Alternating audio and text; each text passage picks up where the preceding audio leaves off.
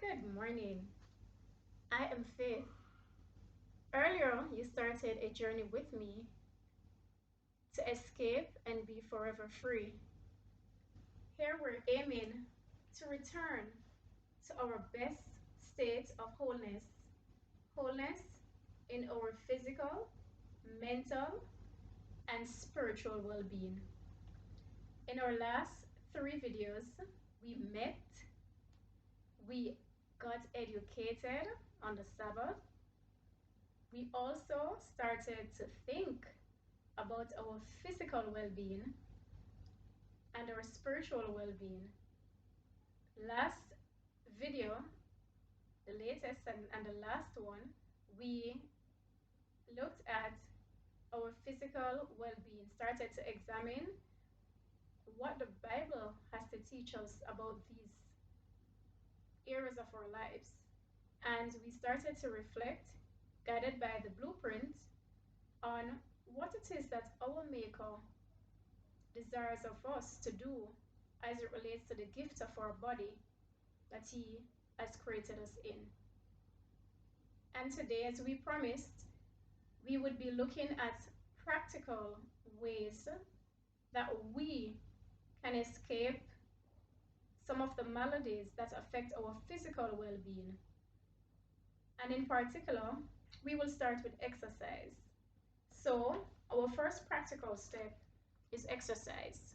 So the aim of this video is for us to look at some of the steps we can take to be practical in making and keeping a healthy exercise routine. So I go straight to it. Tips for exercise. I've written them down so that I will not be forgetting things that are relevant. I want to make sure I educate you well on this. First, 3 important things to bear in mind and to be guided by when making your exercise routine or plans. 1, find a schedule that you can be consistent in. I cannot say it enough. 3/4 of your exercise success, yes, I'm being that bold, depends on your consistency. Not the amount of routine activities, not the intensity of the routine activities and the laborsomeness and the strain that you allow your body to go through as you intensify it. None of these things are half as important to your exercise routine being successful as is consistency. So please, first thing you're going to do is make sure you choose a time that you can be consistent with. Choose timings in terms of times of day and timing in terms of the days of the week that you know you can commit to consistently enough. So that's 1. 2, build a plan / exercise routine, a workout plan that caters to your body's core physical areas. So when you're planning your exercise activities, make sure that you're covering the core areas of your body in that exercise routine. And 3, build a program for the phase that you are at. If you are just starting to exercise, it has not been a part of your lifestyle habit before, you are at the beginner stage. Choose exercise activities and plan exercise routines that cater to the phase that you're at. Remember also, in addition to your physical preparedness for exercise, mental preparedness is also very relevant. So you have to give your mind time to adjust to the discipline of having an exercise routine and sticking to it. More than a third of the next quarter of the exercise routine, of the next half of the exercise routine process, is truly your discipline. And that is why consistency is what you're going to bear in mind most. So we've just looked at 3 important points that you will be guided by when you start your exercise lifestyle habits. One, and first important and most important, choose a routine that you can be consistent with. 2, build and plan a workout that caters to your body core areas. Core areas would be your upper body and your lower body, to give you a simple idea. And 3, plan your exercise routine for the phase that you're at. If you're just starting, you're at beginner's phase. If you also had an active exercise lifestyle in the past, but have slacked off a lot and for a long time, you are also at beginner's phase, at least for a while. And as we build, we can increase our exercise routine, and now we would be moving to our growth and maintenance phase. All right? So before I go to the other segment of it, when you're planning your exercise routine, I cannot emphasize enough, always have your water as a part of that routine, which you will sip in between your exercise activities. So you will sip at intervals as you exercise. Water is a very important part of your exercise plan, so make sure you have that in it. Okay, so we've looked at the 3 core guidelines. Starting out now with your exercise, we are going to plan it as if we are beginners, and if you're not beginners, there's also guidance for you as to how you can create a routine. So recommending 2 days per week for the beginners. If you're a beginner, do a 2 days per week exercise routine. What would that look like? So day 1, you would work out. Let's say you start on Monday, you work out. On Tuesday and Wednesdays, that will be your off days, rest. You pick up back again on day 4, which would be your Thursday, and you would work out. And then on Friday and Sabbath, you will be off, you rest. And on Sunday, you will do active rest, like you would clean your house, do your laundry, all the things that you could do around the home to take care of the home and get the home back in a, orderly, tidy, recovery mode from the work week, right? So the active rest would be that Sunday. Again, 2 days workout week for those who are beginners. Day 1, workout. Day 2 and 3, you're off. Day 4, workout again. Did I get it right? Day 4, workout again. That is if you're starting on Monday, that is. And day 5 and 6, which would be Friday and Saturday, you would rest. And then go back to Sunday again, you would do active rest. So you wouldn't be totally off. You're to get active, do your chores around the house and work your muscles and your cardio another way. For the growth and maintenance phase, and before I go to growth and maintenance, so that beginner person who I just gave a description of routine for, I would recommend that you do that, you stay in that beginner's phase and stick to that beginner's phase rather for at least a month. Because what we want to do is build endurance, consistency, and discipline. So we want to give our muscles and our mind enough time, our body, our physical body, and our mental state enough time to prepare, to adjust, and to adopt this discipline. All right, so exercise routine is not something that we rush into. It's a timely process, and if you truly want to be successful and consistent, take it slowly at the beginning and pace yourself well. So we've done a month now, and we're now into growth and maintenance stage rather. This is the type of routine I will suggest? Remember, it's only a month, so there's still building going on in your mind, and there's still preparation and getting used to going on in your muscles. So what do I suggest? I suggest a 3 days full body workout. What would that look like? It would be 3 days active rest, 3 days of full workout, 3 days active rest, and 1 day totally off. So when we're in the growth and maintenance stage, 3 days of full workout would be day 1, workout. Day 2, rest. Day 3, workout. Day 4, active rest. Get busy around the house.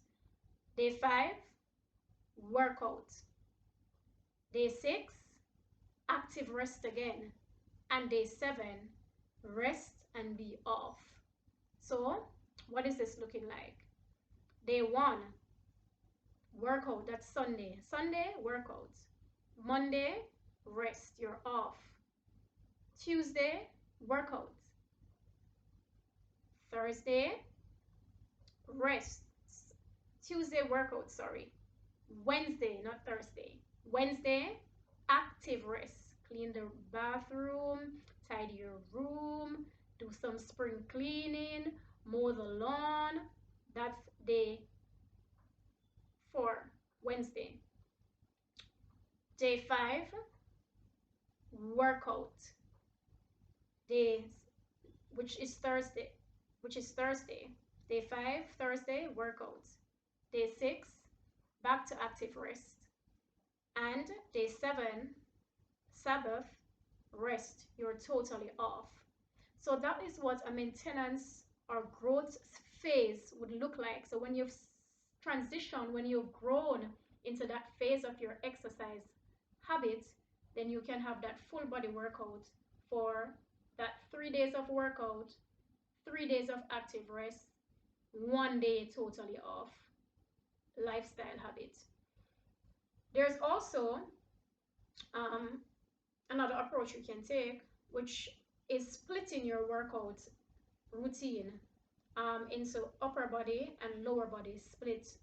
So we could use the same days as we did in our maintenance and growth example that we just spoke about.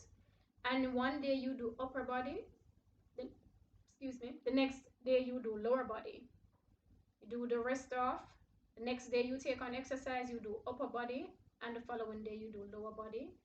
For example, let's look at a workout split option. Let's say on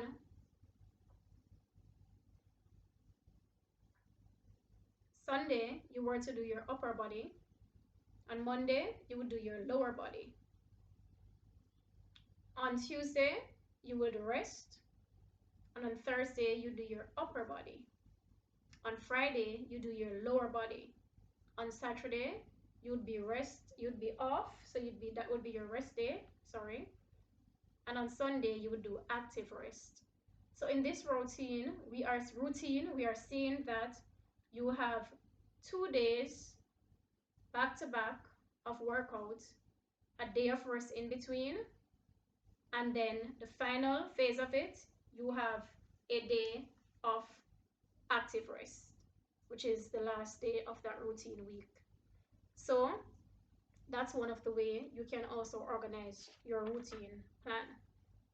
All right, continuing on the education, you would have now chosen a schedule, which is the days that we just discussed, and you would know what time of day you would do that according to what's good for you. Morning is great with the fresh air and the clean oxygen for you to breathe in. Open up your windows if you're going to do it inside your home, or if you can go outside on your balcony or whatever you have that allows you to access fresh air. That would be good, at least for the warm-up part where you breathe in and you get some of the fresh air to come back inside and do your routine. So having chosen a schedule, the next thing that you would want to do is plan your exercise routine activities, your workout activities. In your workout activities, we want to ensure that the major areas of our body are covered. We want to ensure that the major areas of our body are covered. And we're going to look and see what are those major areas that we're referring to. Okay, so the major areas that we're talking about, as I kind of alluded earlier, are our upper body area and our lower body area, to keep it simple. What would that involve? That would involve our arms and shoulders. Arms and shoulders. Shoulders are referred to in the exercise world as delts. Our arms and shoulders have two core areas that we target. Our biceps, which are the inner arm area, and our triceps, which are the outer arm area. So when we're doing our upper body, we want to make sure that our shoulders and our biceps and our triceps are being worked. We also want to ensure that our chest and our back and our core are also being worked. What does those areas include on physical body parts? Our chest, well, for us ladies, you know, it involves this area. And from my experience, my advice would be that we take it less intense with the chest routines than the males do. Because if we're not trying to do bodybuilding, some of the levels of intense chest workouts, in my opinion and my experience, are not as necessary for us ladies. So for our chest area, called the pecs, we want to make sure rather that those areas are covered. We also want to make sure our back, our lats, are also catered to. In our exercise routine, we can cater to our lats with movement that even go forward, that it doesn't have to be backward, even movements that go down. We will learn that as we go along. And we want to also make sure that our core, ribs here, side areas here, abs here, are also catered to. So our back included all of this area. So now our core would include our rib cage area here and what surrounds it here, the muscles in between, and our obliques and our abs. Our obliques and abs are what we'll try to cover in our core. And then the final area, so those are two areas so far. So the upper area included so far our arms, our biceps, triceps, our shoulders, our abs, our obliques, our lats, and we also have our lower body area, which would include our glutes, that's our butt, so butt movements, right? Our glutes, our butt area, that here. It would also include our legs, leg movements, leg work, our calves, right? And then it would also include our thighs, all right? So all our quads, we want to make sure that they're well worked, and we want to make sure that our thighs would include the frontal area, right? So we have our hamstring that we have at the back that we want to make sure we properly work, right? And we have our quads at the front that we want to make sure that we properly work on our thighs. All right, so those are the three main areas of our body that we try to cater to. They really fit into two main areas, which are upper body and lower body. So the upper body is the bigger list of areas, and then the lower body includes the legs, thighs, and our glutes.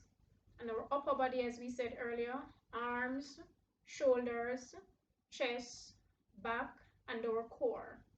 So when you're planning your exercise routine, which is step 2 in the process, so you choose a schedule, now you plan your routine, make sure that those core areas that I just mentioned are all catered to.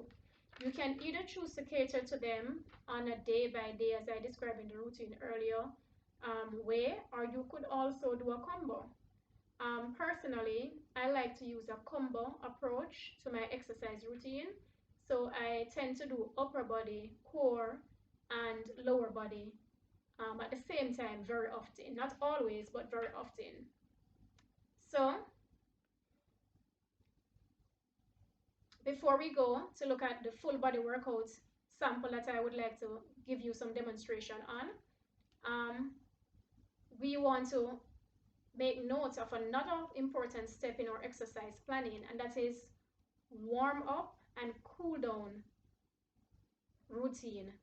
When you are planning your exercise program, make sure you schedule time to warm up and time to cool down. Guys, this is the key to motivating yourself to want to continue the next day and for the rest of the week.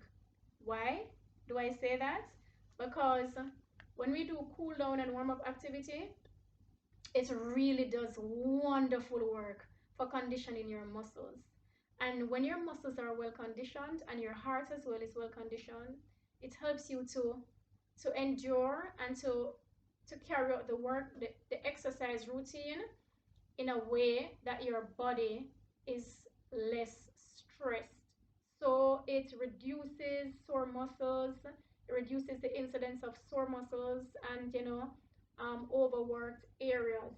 And because why is that it truly prepares your body for the movements, and it really prepares your body to start the movements at the beginning of your routine, and it prepares your body to end the movements at the end of your routine.